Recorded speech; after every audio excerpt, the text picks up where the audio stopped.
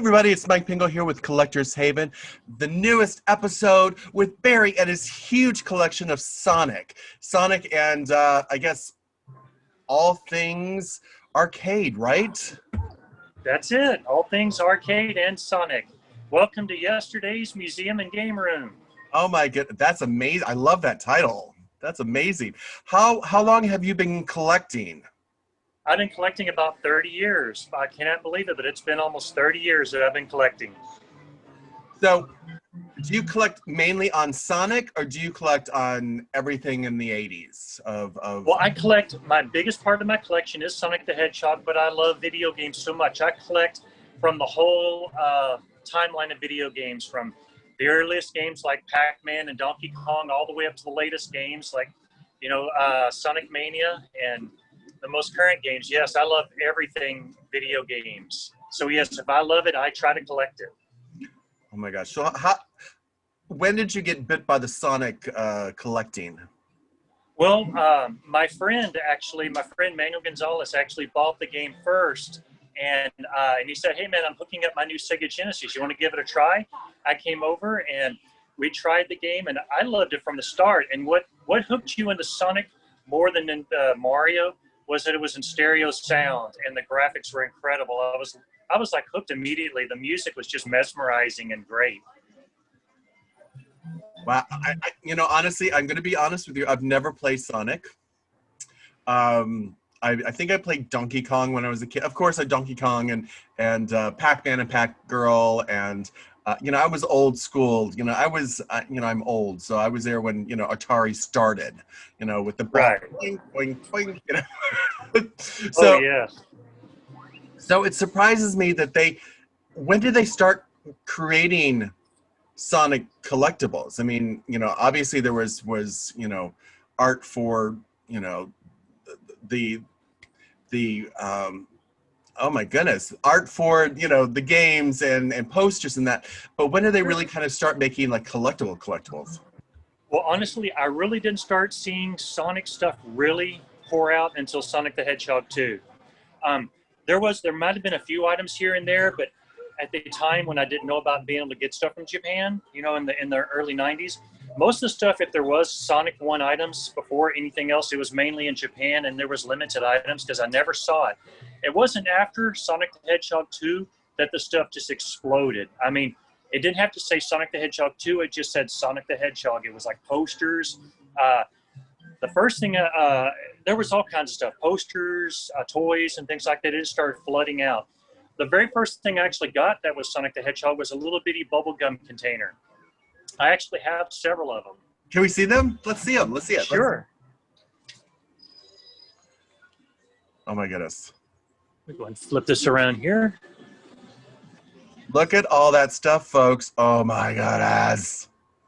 One of the very first things actually was one of the little, right here, one of these little bubblegum containers. Like I said, my friend told me about these. And this was the very first Sonic item I ever collected. It's actually got candy in it. So this was the very first thing Sonic I collected. That is super cool. And of course, it grew from there to all the dozens and dozens of items you see. Okay, so I have to ask, how many items do you have? Because I mean, we just went through a little part of your what is this? Your Sonic bunker? Oh yes, you could say this is the Sonic part of the museum. I would actually need months and months of time to actually properly catalog and list all these items. I mean, I just don't have the patience to do it. I mean, if I really wanted to try, it would take months. So I mean, if I wanted to try and go for any kind of a record or thing like that, they want extensive lists and video and picture of each individual item. It would be tedious. So I honestly don't know how many items I have, but I know I have thousands of them. That is amazing. That is amazing. So that's your first item. Do you have a favorite item in your collection? Oh, well, I guess you could say my favorite item that I have is my Sonic and Tails statues. Now, where did you get those? Those actually came from the local Toys R Us we have in Clear Lake near Houston. These were only given to flagship stores. The only ones I ever seen personally were at a store in Dallas, and this was back in the early 90s. And when I saw them there, they were severely damaged because they must have been within reach of the public. And Sonic's nose was broken off and Tails was scuffed up, looked like he'd been scratched up. But these were always out of reach at our local store, so they were flawless. They stayed flawless. Those are my most favorite items in my collection. And how did I mean? Did they just give them to you, or did you like go in there and take them, or what did you do? Well, actually, this is one of the questions you want me to answer. So this is kind of a combo answer for you. These statues, when I first saw them back in 1993 or 94, I actually asked the managers of the store about them, and they said they were commercially produced by Sega for displays in flagship locations of Toys R Us. They had to be special big stores of Toys R Us. And I said, can I somehow buy them? And they said, no, they're only from Sega. I actually called Sega at the time, and they cost like $2,500 a piece back in '94. So I said, and they wouldn't sell them to me. I tried. So I kept after the managers year after year. I said, if y'all ever decide to let these go, can you please let me know? I kept after them. Every 6 months, I'd call and check in. From 1994 all the way up until 2001, they gave me a call one day when I was at work, and they said, well, we're remodeling the store, and if you'd really want those statues, I suggest getting over here very quickly before they change their mind. So I asked my boss and left work, took my truck over and picked them up before they changed their mind. And that's how I got them, almost a decade of asking. Persistence. That is persistence. That's amazing. So what did they charge you, or did they just give them to you because you were... they just gave them to me. I mean, at the time when it was a miracle they didn't destroy them when they took them out of the store. And they were in like cargo containers behind the store for the renovation. Yeah. They would, if I would have thought, I would have taken. There were two other statues out there with them. There was a tall Jeffrey the giraffe and a big Cabbage Patch Kid. But I didn't have enough room to take them, so I just got Sonic and Tails and got out of there. You got your Sonic. You're like, I'm out. Sure, let's go really fast. Yeah, that is fantastic. What else is in that case with them? Oh, some of my most treasured items are actually here in this case. Let me open the door here. Like this item up here, it's a very rare, one-of-a-kind skateboard deck for the Sonic's 20th anniversary. It just popped up on eBay one day, and I said, well, I quickly said, hey, honey, my wife, Stacy, said, I want to buy this. Can I buy this real quick? And I bought it, not knowing, I just thought it was just some kind of a promotional thing. Apparently, it was the grand prize at the Tony Hawk Skating Championship in LA, and whoever won it wasn't interested in Sonic and just put it up for sale on eBay. I found out through a couple of other friends that this is a one-of-a-kind item, and it was a grand prize. Wow. I just lucked into it. You never know what you're going to find on eBay. Yes. Like this one thing right here is the Sonic the Hedgehog 20th anniversary statue from First Four Figures. That was rare, only given out as a promotion. Things like the 20th anniversary Crystal Cube.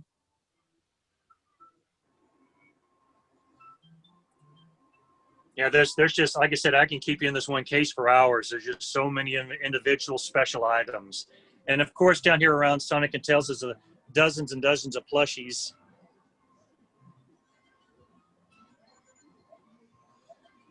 And of course, when Sonic is holding, if you ever visit Japan, you need a pass to go on the trains. So I got Sonic holding my Suica pass to get on board all the Japanese trains. That was great for when I visited Joypolis in Japan. I love it. Oh my, that's a lot. Wow. As you can see, I'm very detail oriented. I just keep moving things around until everything's perfectly set. Every plushie down here, you can see crystal clear. They may be stacked, but you can see each one. This is an interesting item right here. This right here is a Sonic, Sonic and Mario at the Olympic Games, a snowboard. It was given away in the UK as a prize. And I bought this from someone because I didn't know about it. Like I said, some things are country exclusive. The person I bought this from actually had it signed by people from the Sonic team. That's awesome. And of course, being a big fan of Sonic the Hedgehog 2, that was my personalized license plate from 1995. I recently tried to get it back and it was taken.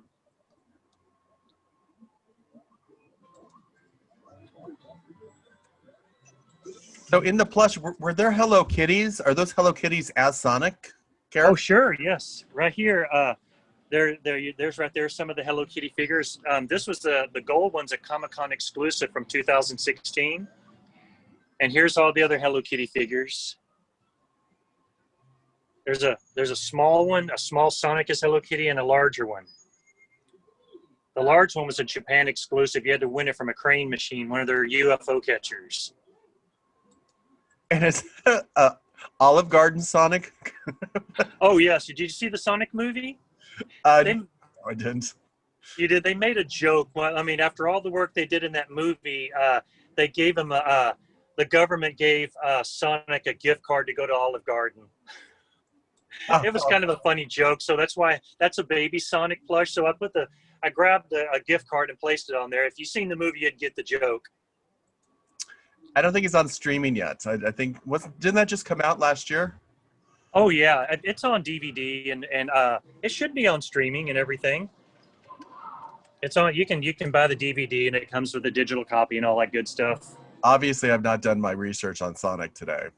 Shame on me. So how much did you get that rare skateboard for? If you can share. Oh, I'll tell you. It was just listed for like $100. $100. And I just placed a bid on it and won it. I mean, it was like a buy it now kind of situation. Believe me, it's worth a lot more now. I guarantee it. I mean, I don't know how much someone would pay for it, but I would never part with it. I'm the kind of person that I have duplicates of things, but it's hard for me to trade or sell anything because it's all sentimental to me as much as it is, Sonic and everything. I don't care about the money situation part of it. I hate having to cough up the money now to buy the items, but I would never sell any of it. Of course, because we were talking before that you did get a lot of items for free in the beginning, correct? Oh, yes. When I first started collecting in the early 90s, I didn't, except for the store-bought products, everything else like the displays, the signs, the posters, I didn't pay anything for them. I got people, I made friends with store managers and I visited stores on a regular basis. And I would ask them, hey, when the promotion's over, can I have this display of the Nintendo 64? They said, sure. When we're done with it, just come back and get it. That's why I have so many of them. As you can see, there was one hanging there, and here's another one. Most of these things I have duplicates and triplicates of, or more. And that's a quieter and simpler time because now a lot of times they don't want to give that stuff away. Is that? Oh, that's the truth. See, back in the day when I first started collecting this, I would actually have people say, "Why do you want this crap?" Well, and I said, "Because I love Sonic and I love Nintendo," and they'd say, "Okay, just go ahead and take it." I mean, some of these things came from stores that were going out of business, like this particular one right here. This particular Sonic. It came from a store in Houston called Incredible Universe. They went out of business in 1995, and I went in there when they were selling all the store fixtures, and they had several Sonic signs, Nintendo signs. I just had to give them a couple of dollars just to say that it was sold by the bankruptcy company, and I got all of it. I mean, I got that, and I got a sign that said "World of Nintendo," similar to this. Signs like that, they were all store fixtures, and most of the time they just said, sure, go ahead and take it, we don't want it. So, and at the time, places like Sears and Montgomery Ward's, they all had great video game departments. So if I went to one store and they said, sorry, we can't let you have that, I just go to another one and they say yes. I love your persistence. I love it. I love it. I mean, that's like I said, out of all of these illuminated Nintendo signs, I think I only actually paid for one of them off eBay. The rest of them I got for free. And all you got to do is look up one of these Nintendo signs on eBay and see what crazy prices people are trying to sell them for. It's insane. Have you seen the prices of Sonic and Nintendo and all these gaming stuff go up and up and up in the last? Yes. And during the early 2000s, people started calling this hobby retro gaming or retro collecting. And when all these new people started to get into this, the stuff I used to get for free became super expensive and I couldn't find it anymore. You used to be able to go to garage sales and flea markets and find tons of this stuff for dirt cheap. Now you can't find anything. And if you do, it's extremely high priced, unfortunately. Yeah. So it's such part of the game now. I mean, eBay was great when it first started. When I first got on it in 1999, sorry about that. I could just bid on something and then come back and, pay for it later because nobody was there. I mean, I got several items off eBay when I first got on it, I just place a bid and get it. Nowadays, there's so many people out there looking for this stuff with seemingly endless pockets of money. So it's hard to find stuff now, really. Oh, I know. I love the seemingly endless pockets of money because I feel the same way because there's few things that I'm still looking for my collection. And the amount of money people, I'm like, I'll sell you mine for that. Someone just bought a mirror of a Charlie's Angels mirror for $900. I'm like, I have one. You can have mine for that much money. I was like, where are these people getting this money? And B, really, folks? You're making the rest of us to buy stuff because then people, if you, I'm sure you can concur when sellers find that people are buying like things for hundreds and hundreds of dollars, which is not worth that much, then they just get greedy. People get greedier. Yes. One of the things that irritates me is if we go to like a swap meet or something like that and I want to like buy a used copy of Sonic the Hedgehog 2 from somebody, they'll actually whip out their phone and look it up on eBay and see what it's selling for. Say, no, come on, this is your shop. You give me a price. You don't go look it up. Oh, yeah. I've seen that too. So here, I see that you actually have games. How many games do you have in the Sonic room? Well, I actually have 5 arcade one-ups, the new little collectible arcade machines you can make for your home, get for your home. And then I have 2 of my most favorite iconic games ever is Dragon's Lair and Dragon's Lair Part 2. And, of course, I have a Sonic the Hedgehog arcade game I built myself. People do that all the time currently, but I built this machine back in 1993 when it was unheard of, and it was very expensive to do it. I actually wired it up myself and had a special cable made to hook the Genesis up to an arcade monitor. Today, people do that. It's no big deal, but back in 93, it was very difficult. And, of course, I have Donkey Kong Jr., Missile Command. This right here is an early version of like what you call a main machine. It has like hundreds of classic arcade games in it. And then my Terminator 2 pinball machine. I like that. And of course, I had to fill the room with my classic arcade signs. This was one of the classic arcade signs from one of the arcades I grew up in as a kid. This was a sign from the food court from the mall that I grew up in. They just recently tore down. I actually got the sign out of there. And another arcade sign right here for Yesterday's. Wow, was Yesterday's a name of an arcade? Yes, and it was. I actually thought it was just local to our mall, but when I found the owners and they actually let me have all their signs, they actually had a couple of other locations that I never knew about. It was in other states. That's how I was able to acquire these extra signs up here.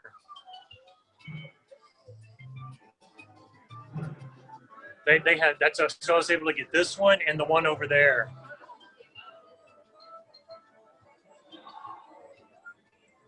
Wow. As you can see, these signs are different than the ones hanging up on the wall. These are like signs that are in the shape of the actual letters. So It was like you said, if you watch that other video I have, it shows exactly how I got them and restored them. So like I said, you have to just keep looking and looking because there's so much. You have to stand on your tippy toes to be able to see everything in here. It's incredible. So now is your room open to do you invite people in the public to come in, or do you have, or is this just for you? Well, I do. There's people who are always asking, can I please come and see it? I do open the room occasionally to small groups of people who would like to see it. Of course, like I said, I try to limit it to 10 at a time because that way nobody walks backwards and bumps into something, and it's free flowing and people can be comfortable looking around. But yes, I do. I do open it to people by invitation. And okay, so it's like a Saturday night. It's like 9 o'clock, and you're like, I'm gonna go play a game. Do you do that? Do you just like go into your room and play your games? Oh, sure. I'll come in here and I might decide to play an arcade game, but then I have this right here is where I actually sit and play.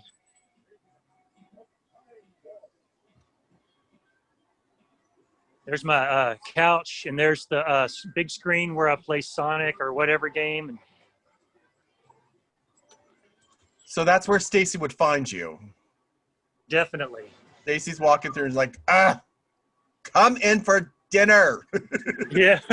Yes, definitely. Sometimes I come out here and I play late at night, and if I didn't keep a clock handy, it'd be like 3 or 4 in the morning and said, oh shit, I got to get up to go to work. I got to quit and go to bed. Right. And obviously Stacy's very supportive of your collection. Oh yes. If it wasn't for her, none of this would have happened. I mean, she's very supportive. If you don't have a loving spouse that enjoys your hobby, then you're not gonna work together. That's for sure. Okay, so I have to ask. Sure. Was your wedding cake? Was Sonic on your wedding cake? No, I would have loved to do that, but no. She said we kept it, traditional. Now on the groom's cake, I had a little Donkey Kong and a Mario figure. I didn't have a Sonic because I didn't want to take one of my figures out of the collection to go stick it in the gooey cake. Well, maybe when you like renew your vows, you can have a blue Sonic cake then. There you go. Oh, that sounds like a great idea. I'm thinking for you. So in your huge collection, what is the wackiest Sonic item? Oh, you'll love this. All right, I will. The wackiest item. I make everybody laugh and blush with this one, especially the girls when they come visit. Up there in the corner, that right there is a Sonic the Hedgehog girl's thong from Japan. I framed it. It's frameable and very usable. I love it. Yeah, it's a thong. I'm pretty sure it's unofficial, but when I saw it listed, I said, that's hilarious, so I bought it. It's a little bitty, itty-bitty pink thong. So how much stuff, you were just talking about official, how much stuff is unofficially made? How much stuff is officially made on Sonic and... Oh, there's tons of bootleg items. I like to collect some of those because they're funny.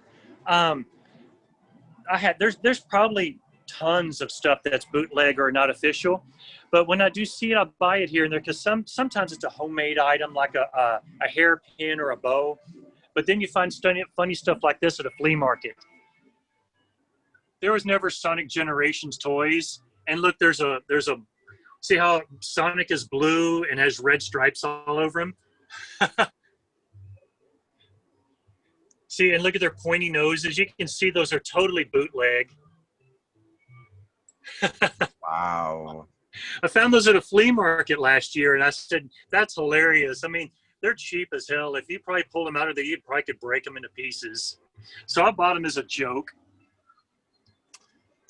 Well, as a historian, I would probably not say they were a joke, but you were just, you're being the person of holding the historical jokiness of Sonic. Yes, and then there you go. You also see like when we went to the flea market. You see right here, you have some some birthday supplies and see that it's written in Spanish. So I bought those too. They're unofficial, and we found them at the flea market. I'm not sure what it says right there in Spanish. It probably says happy birthday or something, but yeah, those were unofficial, but I bought them because it had Sonic on it. They're really cool. So, okay, so my next question is, how much stuff is made in Japan? How much stuff is made in America? And how much, and is there another place in the world that Sonic's made a lot more, such as you say, Mexico? Well, there's a lot of stuff that never comes to the U.S. To this very day. Like right now, I'm kind of upset with the Sega shop because they make special items right now because I want new Sonic collectibles when they come out. They make certain collectibles for the UK Sega shop and only certain items for the United States Sega shop. And if you want them, you have to get on Facebook and see if you can find someone in the UK that'll send you the stuff over. And you know the price, that's not so bad, but the shipping from the UK to the US is expensive. Yes. So it's frustrating that you have to jump through these hoops, try and talk someone into sending you the stuff, inconvenience those poor people, and then they send you the stuff. You have to pay the fees, and so yeah, it's a little annoying that they do that. Yeah. So when we were talking before, you said you went to Japan to see more Sonic stuff. Can you tell us about that? Oh yes, we had a friend who told us that we should definitely visit Japan because you can find tons of Sonic stuff there. Well, when we did go, the first place we went to was the place that's like the Mecca for Sonic fans. It's called Joypolis.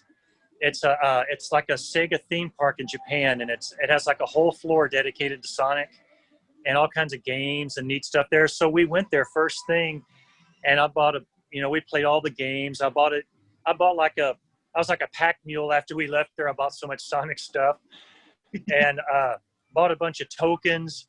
And even the first thing we did when we got off the plane was take this picture. That was all of the murals were everywhere. As soon as you reached Tokyo Narita Airport, it was wonderful. It was like walking into Mario and everything. And so yeah, the thing about Japan is they're amazing. They celebrate video games, unlike how the U.S. forgot about it when the video game crash happened and all that. As soon as you step off the plane, you see Pokemon, Mario, Sonic, and everything is everywhere. It's celebrated there. It's a wonderful place. We went to Joypolis, and first thing I did is when we went there, they have these games that you play with their little tokens. So I bought tons of these tokens because they have Sonic the Hedgehog on the front of them. Says amusement theme park Sega, and that's Joypolis. I bought tons of them and just have filled rolls with them because they all have Sonic on them. That is so cute. So that's like an amusement park? Yes, it actually is. When you go downstairs, they have like a roller coaster. They have all kinds of carnival-like games. You know, the kinds that will make you sick if you ain't careful. Don't eat a whole bunch and get on them. On the second floor, it's like they call it the Sonic Carnival. They have actually carnival-like games, pitching the balls into the baskets you need, and of course the prizes are Sonic toys. You wouldn't believe how much money we spent trying to win one of these Sonic dolls. See this? I'll show you one right here. See if I can find them. The ones that actually come from Joypolis actually have JP on his feet. So there we go. This one.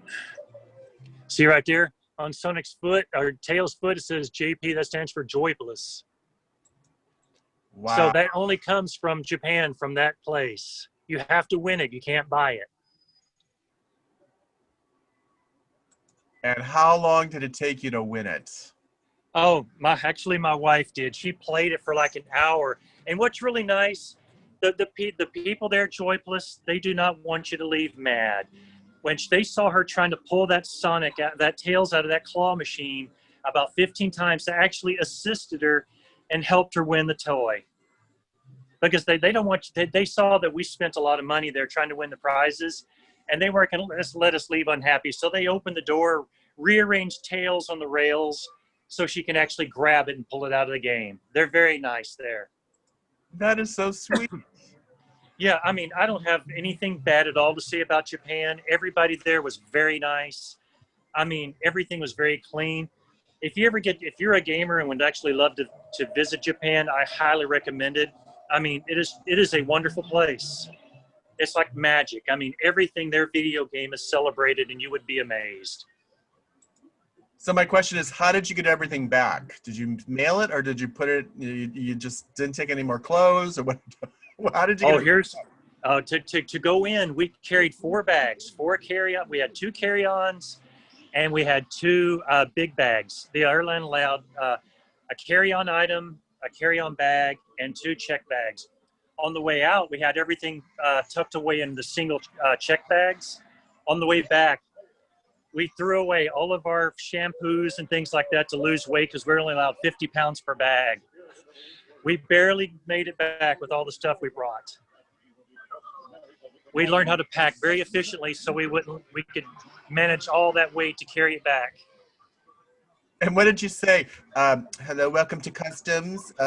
We just have all the blue stuff. We're just taking a lot of blue stuff. That's what we're. Oh, they actually, we didn't get checked, honestly. And when we came back into the United States, the security only pulled out random people, so I didn't have to dig out all of my Sonic toys and show them. Oh, good. Oh, good. Oh, my goodness. You have so much stuff. It's so amazing. I mean, like this right here is my my video game memories. This is me when I was in the 6th grade. See with my Pac-Man shirt on? I love it. Look how handsome you are still. And this is my sister with her Donkey Kong shirt on. This was like 1982. I love her hair. I love the 82 hair. Yeah, I mean, trust me, like I said, I've loved Sonic the Hedgehog in all video games. I recently made my Facebook blow up when I posted this picture. That's me in 1991 playing Sonic the Hedgehog. Everybody said, look at my crazy hair and the Back to the Future posters and Terminator 2 figures. They're all going crazy about it. That was 1991 right there, that picture. Wow. You stopped the internet. Everyone had Yes. to look at that. I mean, even though there are new kids on the block. That was actually my wife's, but I said, let me tap that because it goes right here with all this 90s stuff. It's all about being in the moment, right?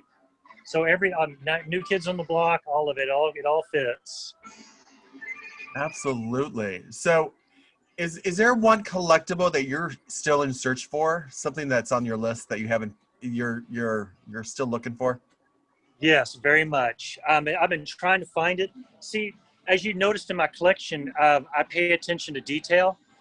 And when I got this poster here, it says right here, you know, collect Lifesavers candy to get $10 off but when you buy Sonic the Hedgehog 3.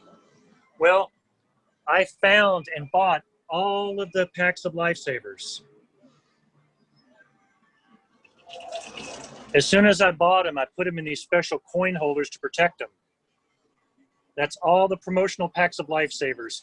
The only one I'm missing is the pack. It was called Hot Rings. And of course, you know me. I even collected the newspaper, the coupon out of the magazine, and all I'm missing right here is the one called Hot Rings, and that would complete that collection.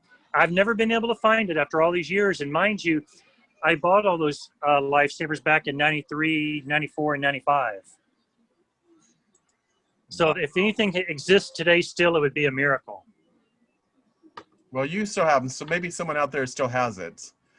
You know. It's very possible. That's how some of these things come to light. Is you hear stories all the time of someone saying that a loved one or a friend passed away and they went to their house and emptied out their garage full of new old stock. It happens all the time. This right here is where I have some more of my vintage store display units. One for the Super Nintendo, the regular Nintendo, the Virtual Boy, and it's, of course, it still runs. You can see the red in there.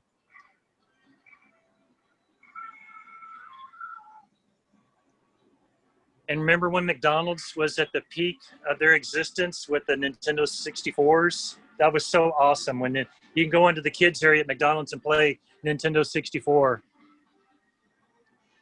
It even says on there, be fair, please share.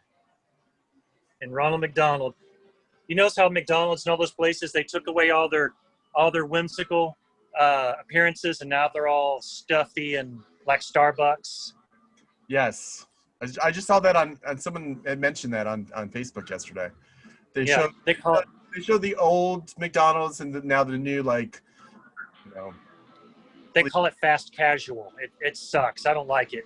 It's true. I'm serious. They actually have a name for it. That's why all the fast food restaurants now look like Starbucks, because they're trying to be more uppity. Come on, you're fast food burgers and fries. You're not Starbucks. Quit trying to be Starbucks. I know, and I loved going there as a kid, you know, and playing on the play sets. And when I worked there, I was Grimace, so, you know, I played Grimace most of the time. So it was fun times.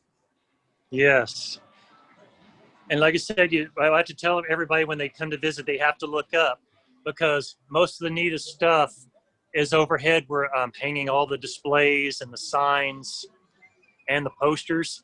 That's my thing I enjoy collecting the most, was the video game signs, posters, and displays, mainly because they were the easiest to get.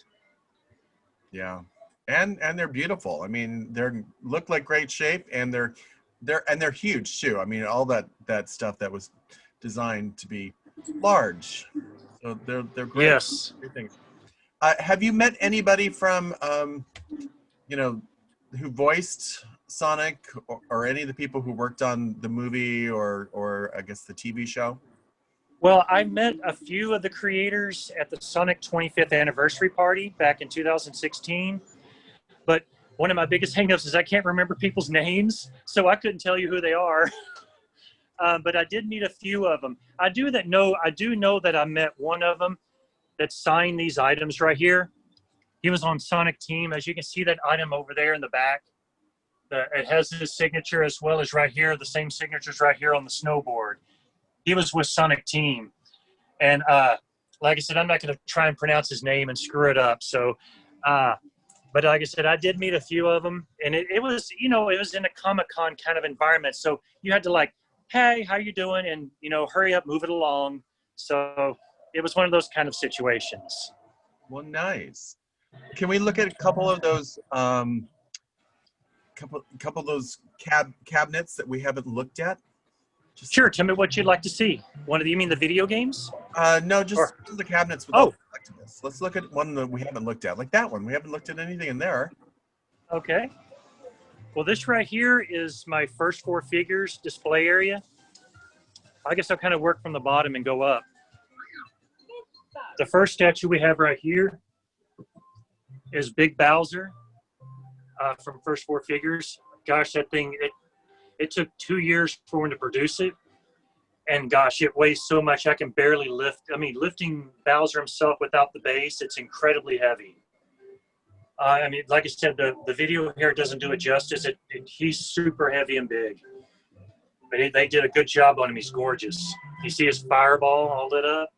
Yeah. And if you were a fan of Conker's Bad Fur Day for the Nintendo 64,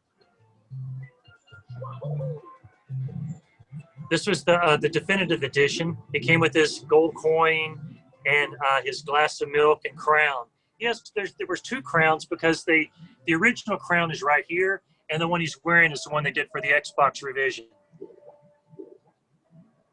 But he's sitting there all sullen right there on his throne after he beat the game. And as you go up here, this right here is the Sonic the Hedgehog 25th anniversary statue. As you see, it has the neat animation. It looks like he's rolling along, and then he takes off at super fast speed. That's a cool piece. I like that. And this one here is for Sonic Generations. As you can see, modern Sonic and classic Sonic together. This right here is First Four Figures partnership statue with GNF Toys.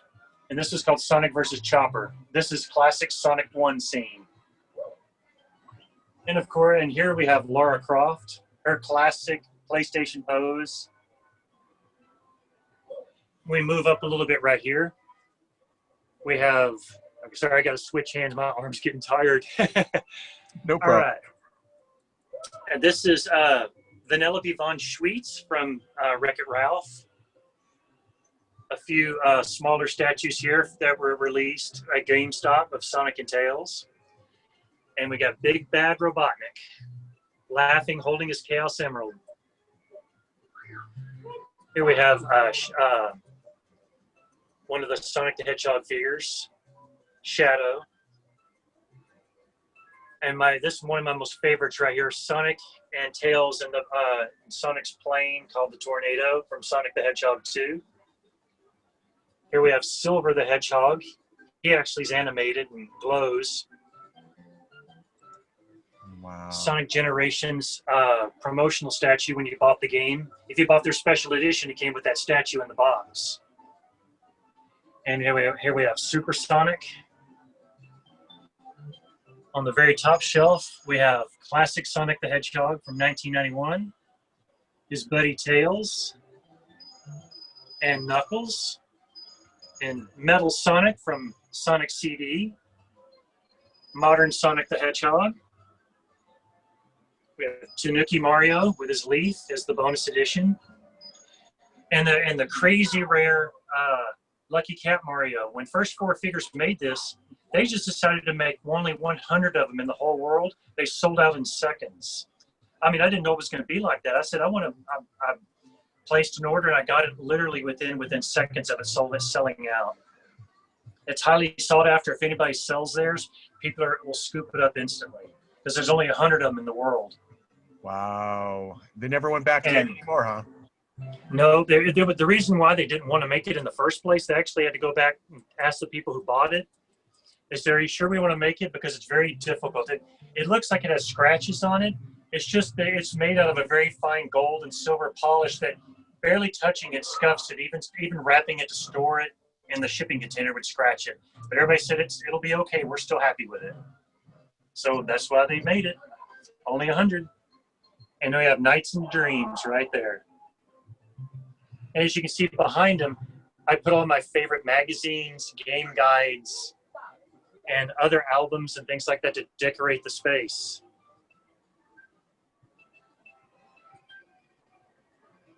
That right there is a rare promotional clock from the DIC animation company. The main reason I want it is because it Adventures of Sonic the Hedgehog at 11 o'clock. They've been around a long time because they see it down there at 6 o'clock is Inspector Gadget.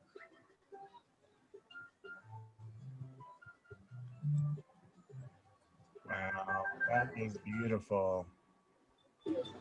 Like I said, anywhere I have space, I have to make use of it. There's more items right here of Sonic.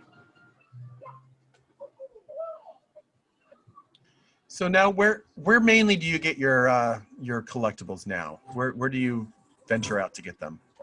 Okay, well I got two answers for you.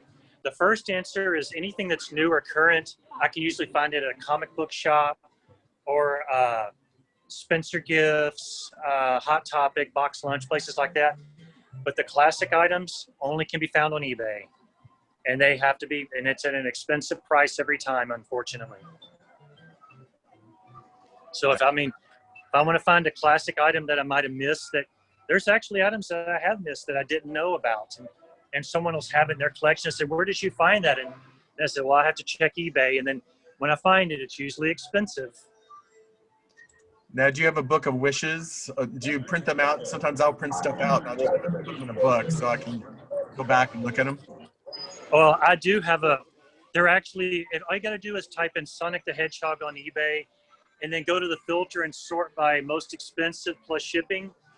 Several of the items I've been searching for at the top of that list. And one of them is the Sonic the Hedgehog silver ring. I actually wanted to get that, but I didn't have enough money for it. It was actually part of this set right here. Back in 1999, they were getting ready to release, or no, actually, I take it back. Back in 2000, 2001, they were going to celebrate Sonic's 10th anniversary. They had this crystal cube. They had this 10th anniversary statue. and this 10th anniversary birthday set right here. The other two items, the other item they had was a silver men's ring. I didn't have enough money to get all three of those items or all four of them, so I got all of them without the ring. The ring at that time was only $100. Today on eBay, it's always going for $1,200 or more. And like I said, I mean, that's kind of expensive. So, I mean, I do want to get it eventually, but it's been listed for years. So, maybe one day I'll try and get it. And there was also a wine glass that was at the anniversary party, the 10th anniversary party. There's a couple of those listed now and then. That was never for sale. I would like to try and get that too, but you got to be careful because it's just an etched wine glass. Someone could just actually make one and say it was from there. Unless you had a certificate of authenticity, you don't know if you're getting the real deal or a fake. So I'm reluctant to buy that off of eBay. Absolutely. Wow, we could go through this for hours. My goodness. I mean, so impressed. I mean, I can just tell you a few interesting things. These are thousands and thousands of video game arcade tokens that I got when I got the signs for the game room. Hundreds of very loved games are right here. Right here, this is thousands of games played by people over the years. They're happily stored right here. And all of these containers right here actually have yesterday's and Power Play game room tokens from the game room I grew up in. Wow. There's dozens and dozens of tokens. Many happy games, many happy memories, all safely stored here.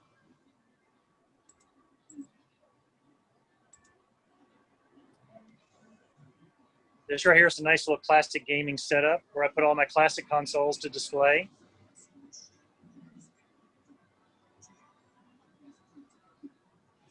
Were you a fan of Nickelodeon?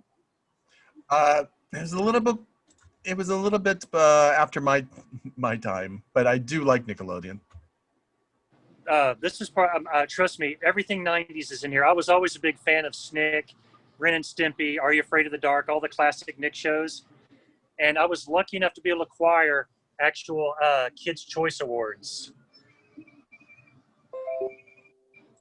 Wow, how did you get those? Well, there was a guy who's been following me on Facebook. His name is Kane Shepard. He's actually in the industry, and he knows people at Nickelodeon. That's his SAG-AFTRA card.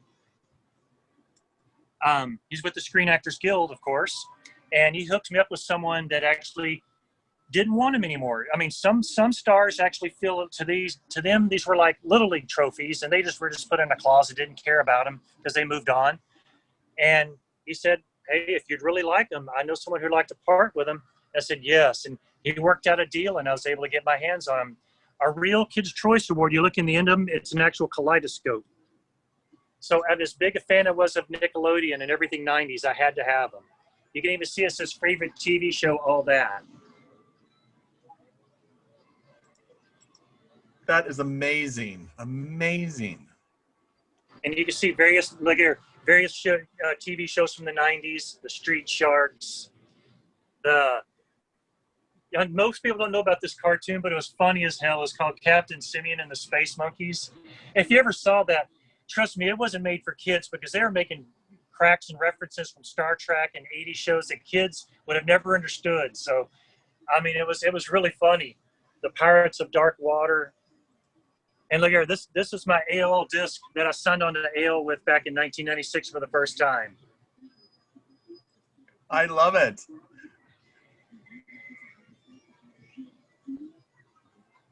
Oh my goodness, that is fantastic.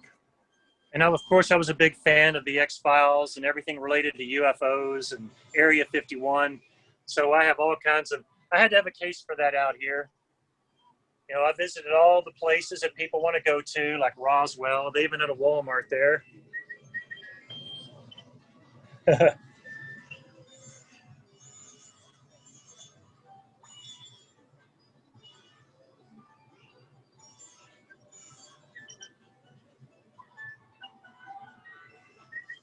So, yeah, I mean, I got all bases covered in here. You sure do. You absolutely do.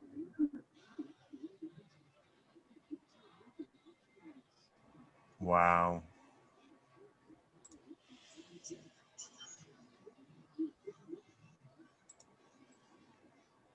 See, like this, I'll give you an example of how I got lucky with some items. This right here is called a Nintendo Power Preview Station. Our local Toys R Us had this unplugged, and in the corner of the store back in 1999, they were changing out their store of all of their fixtures and modernizing it with new, with the GameCube about to come out and everything. They were actually going to throw this away. I said, "Do y'all want that?" They said, "If you want to haul it out of here, it's all yours." So they let me have it. And it was in pristine condition, not a scratch on it. You just press the button on here, like if you want to learn about Banjo-Kazooie, you just touch the button and you go look up at the screen and it'll tell you all about Banjo-Kazooie. That is a fun piece. And amazing they just gave it to you. That's even crazy. Yes. Like I said, it was 1999, and like I said, at that time, nobody was looking for this stuff and nobody was interested. So it was very easy to pick these items up. Today, nah. So now let me ask you, the people who created Sonic or the gaming, do they know about you and do they send you stuff also? Well, and I think a few of them may know me. One of the, I think Yuji Naka, I think he made friends with me on Facebook. But I mean, he's slammed by so many fans and so many people that are just wanting attention that he's actually made a friend with me, but he hasn't said too much. And I don't blame him because, like I said, he's got people constantly wanting him to be on his channel, on their personal channels, wanting to be on their Facebook, blah, blah, blah, blah. So the fact that he made me a friend, I appreciate that. And that's all I'm going to ask of him. Well, so he's seen some of my stuff and he's seen my page. So I thank him for that. So the last thing I want to do is pester any of those people. I mean, if they want to see my stuff or reach out to me, I'd appreciate it. Thank you. But I'm not going to dare pester the people. No way. Oh my goodness. You should invite them though. You should invite them for a game night. That would be Oh, I'd love to. Have them all come at the same night. I think you might drop dead. And see, even over here in the corner, this is where I have my MTV set up. There's Spuds McKenzie on the top from the 80s.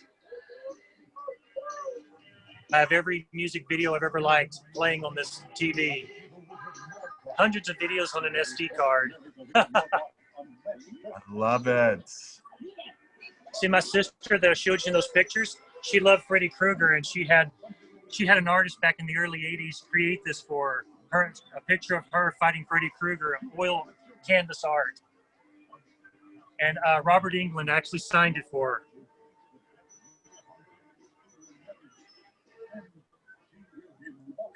her. Nice. Wow.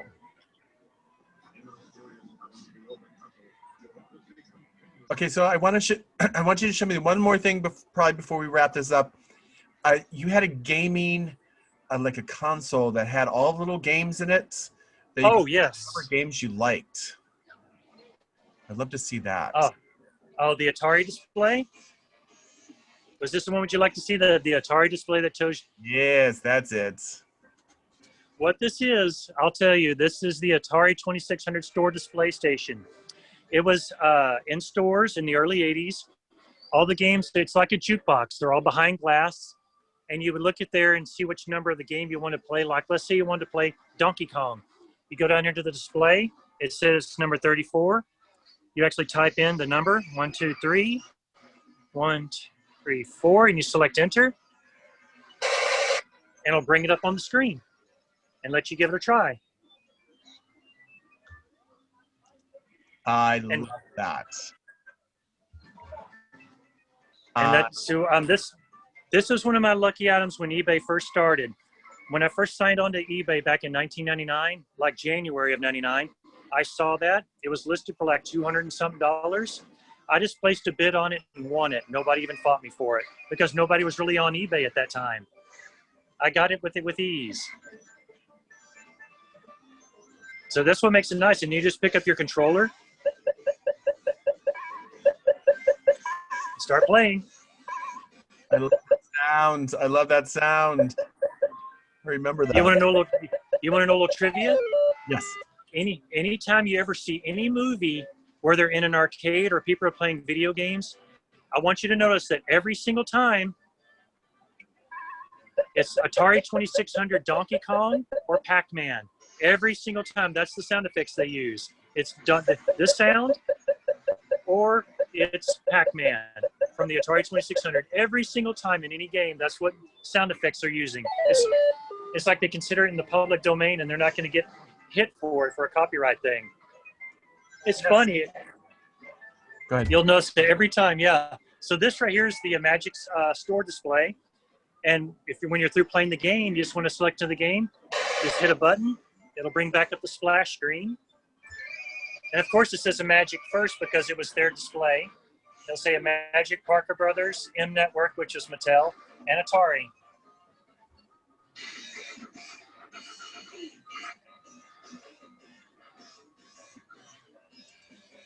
I don't know how you get work done. Barry, I have no idea how you get work done because I would be in that room all the time. I don't know how you do it. Oh, I know it's the truth. I mean, I enjoy sharing it with people. I really do.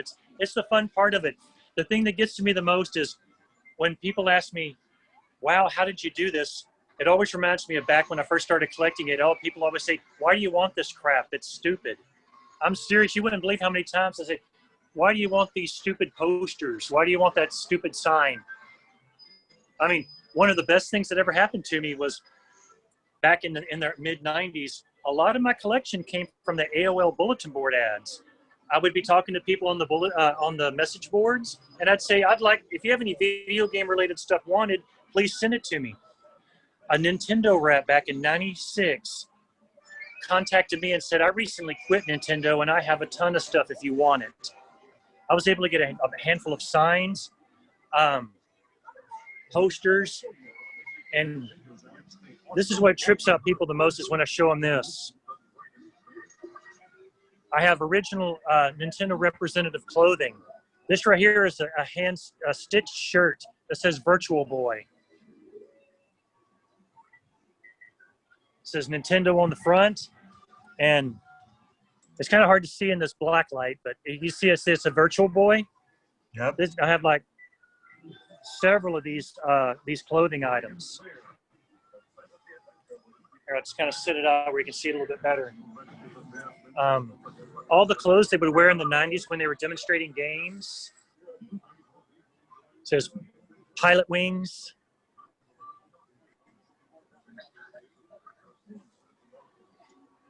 As you can see here. Like I said, it's a little hard to show under the black light, but there's just so much. One of the nicer things is this. Did you like Killer Instinct? Yes. Look at this. Is a stitched jacket. See if I can get under a little bit better light for you. There we go. And on the front, it says Nintendo. So you got all that from that one guy? Yes, it was actually a lady, actually. The thing that got to me the most, and it's going to sound like the old Big Fish story, she told me, if you would have wrote me sooner, she actually threw away a bunch of actually illuminated signs. Oh, no. Because during the 90s, they kept all the stuff. Nintendo would ship these to the representatives' homes, and they'd stockpile all the displays in their house. And then they would carry it out to all the stores in their state. It was like the job was kind of like a road trip for them. They actually traveled all over and stockpiled the items at their house. But that's how I was able, she sent me all of her clothes. I mean, here's a nice one.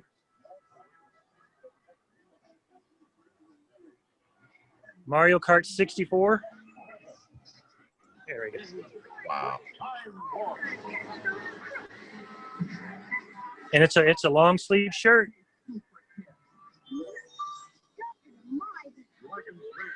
See, you can see I got them all in bags to keep them dust free and from ever turning yellow, being exposed.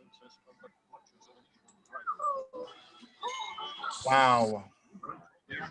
As you can see, I have racks of clothing. It's hard to display it, but there's a whole bunch more. All these are representative clothing. There's even this is one of my more favorite items. Donkey Kong. It's like a little vest full of pockets where they handed out the keychains and the little for when you come to the Nintendo department when they were promoting a game, they'd hand out toys and keychains and things like that to the kids. See, things like this don't happen anymore. Those days are over. You're very right. Very right. Very, very right. Wow, we could go on for hours and hours and hours. Maybe we'll have to come back and see more later. Yes, I mean, I could keep you out here for a long time. There's just so much. There is so much. Your collection is amazing, and what's great is it keeps going. Right? It doesn't stop. Oh yeah, like I said, I'm trying to. I mean, there's just so many displays. There's so many posters. I mean, the artwork.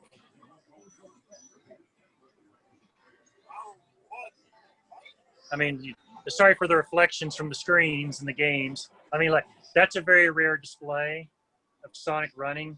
You'll probably, I've never seen another one.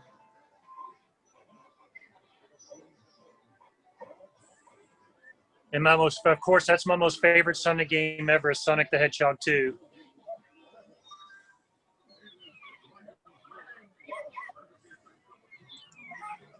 Amazing. And there's a custom-made neon sign that I had made.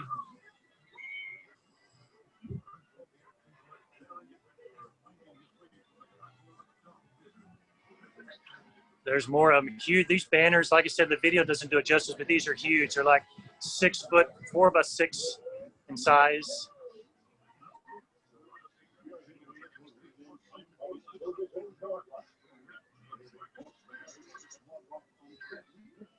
Wow.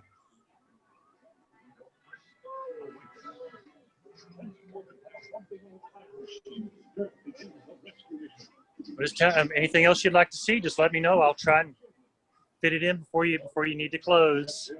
No problem. No problem. No problem. Oh my goodness. Maybe let's go to one of the other cases that you haven't shown, and then we'll wrap this up. Okay. Let's see some more toys. Oh. Let's hear. Would you like to do Donkey Kong? Oh, no, I know the Dragon's Lair stuff. All right.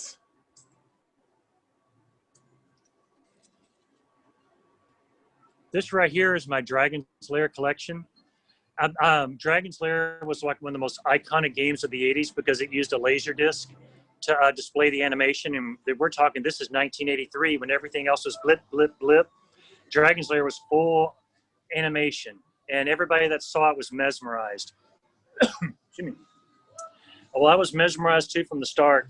And as soon as I always wanted to be able to buy a Dragon's Lair arcade game, and I was actually able to acquire one back in '91. It was very expensive to restore because the game was very fragile. And as you can see, this right here in the back is the actual Laserdisc player that ran Dragon's Lair. The Laserdisc player it played on actually predated VHS. That Laserdisc player right here was made in 1978. It weighs about 80 pounds. And if you could open it up, you can actually see a real red laser coming out of a neon tube going through a prism and down onto the disc as it spins. It's amazing the way it worked. And right up here are my statues of Princess Daphne from Dragon's Lair. And it was an artist-proof statue signed by Gary Goldman and Don Bluth, the creators of Dragon's Lair. And if you love Dragon's Lair, then you always knew about Space Ace. This is Kimberly, the girl in distress in that game. And it was also an artist-proof statue signed by the creators. There was only 50 artist-proof statues made. And I got barely in under the wire. I got number 35 out of 50. And of course, I tried to collect everything I could Dragon's Lair. There's a few rare items like these little toy sets that I never saw as a kid. I found them later in life. And over on this side is a few more Dragon's Lair items. The limited run box set in the back, which was made about a year or so ago. A magazine that I got in school as a kid that talked all about Dragon's Lair, the Scholastic magazines. And this right here is a book that my sister actually bought. It told you how to slay the dragon in Dragon's Lair. When everybody figured out the game, they made it more difficult. So people had to make guides to tell you how to get through the game. And she bought it so she could figure it out again. There's little animation flip books that were given out by the animation studio. You actually open it up and flip the pages and animation happens. We got a few bubblegum cards and stickers and various tokens. This is all the stuff related to Dragon's Lair and other classic video games over the years. And of course, I try to mix in anything that fit right in that area. If you were a kid in the early 80s loving arcade games, then you knew about the last Starfighter movie. That was one of the best movies ever. Yes, I'm very good friends with Catherine. Really? Yeah. Awesome. Is that a new Coke? Yes. This actually came when Stranger Things 3 came out. It was based in 1985, and they had a Stranger Things set. And of course, I had to buy it because it was the new Coke can. But the thing is, if this is a good piece of advice to anybody out there who wants to keep collector cans from anything, drill the bottom out and drain the drink out, because the drink is acidic and it will eat through the can in no time and it'll burst all over your collection. I've actually had it happen before. Yeeks. Thank goodness I caught it. It was a can of Buzz Cola, which was Coke for The Simpsons. It was in my Simpsons case and it leaked over there. So I was able to catch it in time and clean it up. Yeah, but always empty those cans. Never keep drinks or food items for that matter. If it's a canned food, use a can opener, open the can, clean the can out, and keep the can. Do not keep the food in there. It will rust through over time. Good advice. Good advice. Oh, my goodness. Do you have anything on Pac-Man? Oh, yes. Let's look Right at next Pac-Man. door here. This is my Pac-Man collection. I got all kinds of things, from the Pac-Man telephone, stickers, an original 1980s costume set,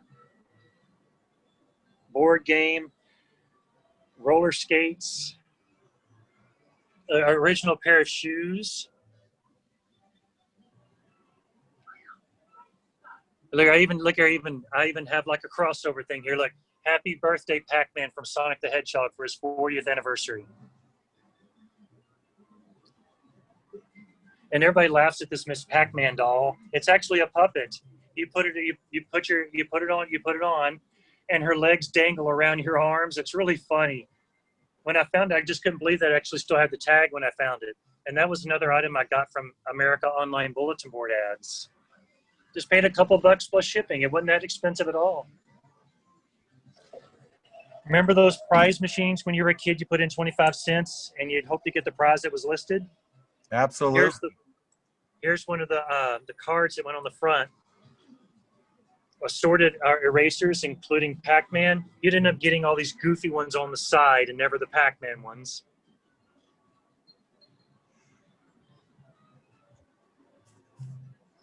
There's a lunchbox, a mobile set, an unopened pack of bubblegum cards, a couple of albums. Of course, the Pac-Man Fever from Buckner and Garcia's album. That's mine when I was a kid. I played that record to death. It's got so many scratches in it, it's unreal. I had Pac-Man Christmas album, pin sets, little stuffed figures, and a little bank. And look here, like I said, here, Pac-Man with Red Bull. Again, drain them.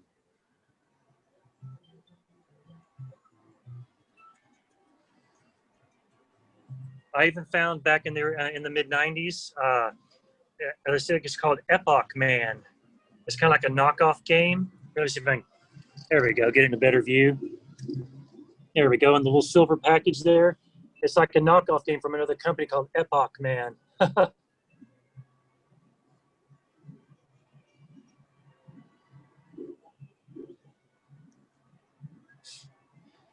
And up here is a nice little set of tiny figures and figurines.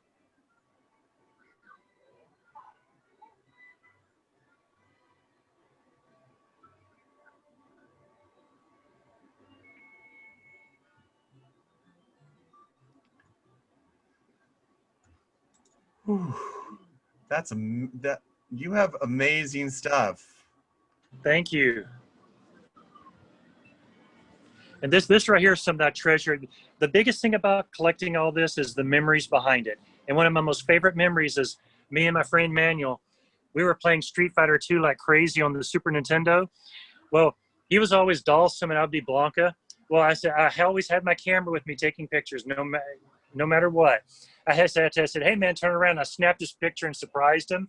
And he said, okay, let me take your picture. So I'm glad he did. So now we got a picture of both of us playing Street Fighter 2 in front of that original entertainment center I had back in the 90s.